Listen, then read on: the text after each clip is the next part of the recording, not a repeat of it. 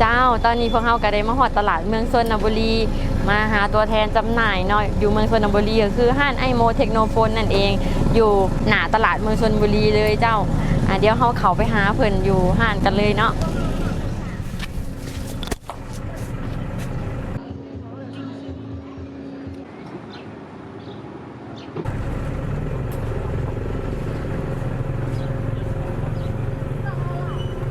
เจ้าตอนนี้ทีมงานของเราก็ได้มาฮอดห้านไอโมเนาะตัวแทนจำหน่ายเมืองชนบุรีแขวงสวรรณเขตเฮาสบายดีอ้ายเจ้าสบายดีเจ้าสบายดีเป็นอะไรอ้ายสุดยอดสมุนไพรเจเฮือของพวกเฮานี่ขายดีอยู่บ่เจ้าช่วงนี้ก็ถือว่าสมุนไพรเจเฮิบนี่เนาะเป็นชุดยอดสมุนไพรเนาะราคาช่วงนี้ได้ขายดีนะได้ขายดีที่สุดมาแห้งที่สุดมาแห้งที่สุดเลยในตอนนี้ว่าซั่นซะเป็นสมุนไพรที่ว่าลูกค้าที่ว่าผู้มา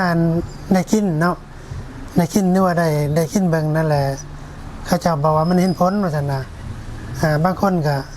ซื้อไปกล่องนึงเสร็จพอคนนึงไปกินทดสอบเบิ่งเพิ่นว่าหลังจากกินแล้วเพิ่นก็บอกต่อให้คนที่ว่าบ้านใกล้เฮือนเคียงนะว่ากินสมุนไพรตัวนี้แล้วมันดีแหละก็แนะนำให้คนอื่นมาซื้อไปนี่นะเจ้ากินดีแล้วบอกต่อเนาะกินได้แล้วบอกต่อกันต่อให้ผู้อื่นมาซื้อเจ้าเพราะว่าตัวนี้ถ้ากินแล้วเห็นผลแล้วเพิ่นก็กลับมาซื้อซ้ำอีกแม่นเพิ่นเคยกินเนาะเพิ่นเคยกินแต่ก็อยากให้อ้ายนี่แนะนำคนที่เบิ่งคลิปอยู่ตอนนี้เนาะว่าถ้าแม่นว่าอยากได้นี่ให้มาซื้ออยู่ไสร้านอ้ายตั้งอยู่ไสเจ้าอันนี้ก็ถือว่าถ้าว่าผู้ที่ว่าได้เห็นในคลิปนี่เนาะสนใจอยากกินอยากดื่มสมุนไพรผลิตภัณฑ์เจเฮิบนี่เนาะแม่นแนะนำให้มาซื้ออยู่ห้านโมเนาะห้านโมเทคโนโพนห้านนี้มันตั้งอยู่ตลาดเมืองชนบุรีแขวงสวรรณเขตเมื่อโทรก็แม่นอยู่ถึงหน้าจอเลยเนาะสามารถโทรสอบถามเบิ่งได้เนาะเจ้า